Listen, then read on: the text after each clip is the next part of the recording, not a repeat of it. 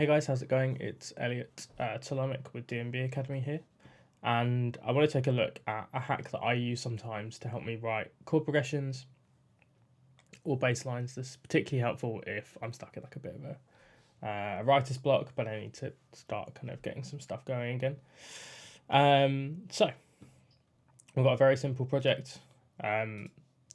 We've got a vocal here. This is just playing one note. We'll take a look at it in a second, but this could be replaced with anything.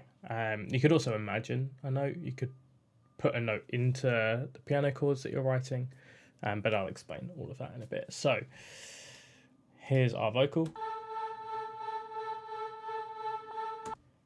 It's holding an A.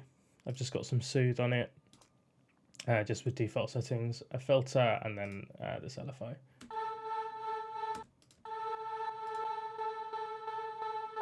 And we could kind of modulate that how we want, but actually it's fine as is. Okay, so the principle of what we're going to do is use that one note there, it's referred to as the pedal note, as like the basis for our chords. And so all of our chords are going to be written around the idea that we've got this A holding through everything that we do. And every chord that we write will be based off of that.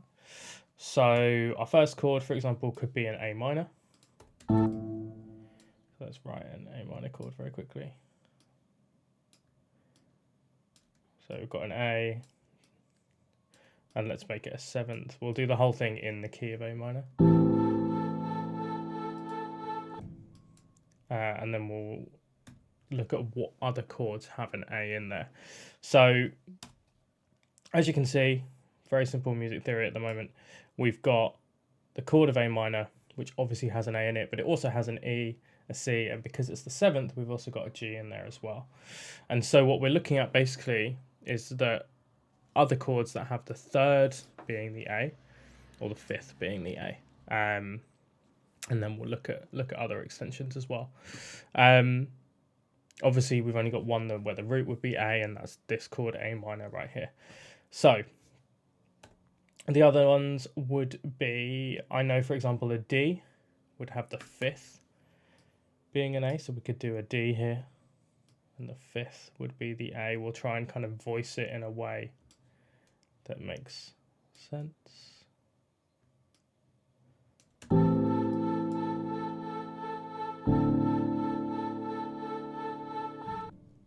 And then another one would be an F, where the third is the A rather than the fifth.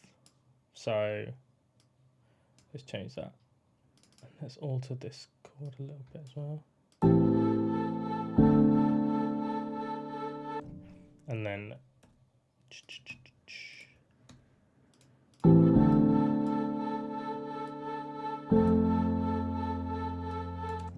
let's extend that, and then let's do a suspension at the end.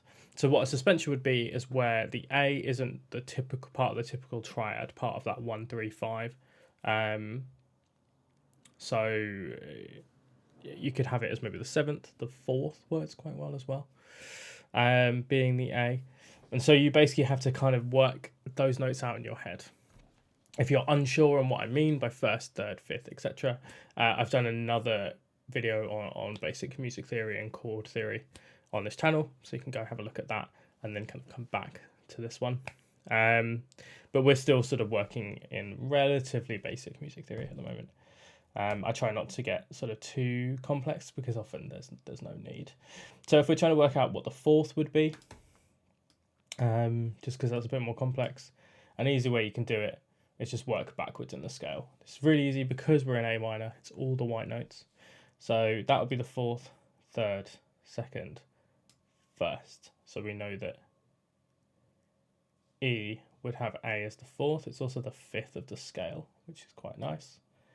So let's just flesh out an E minor chord very quickly. And see how that sounds.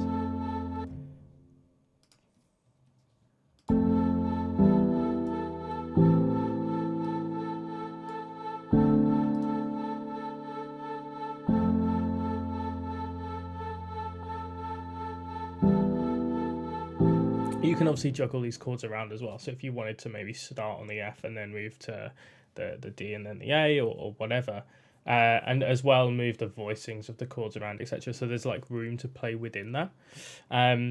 But the basic chords are now written. You can also use this for bass lines as well.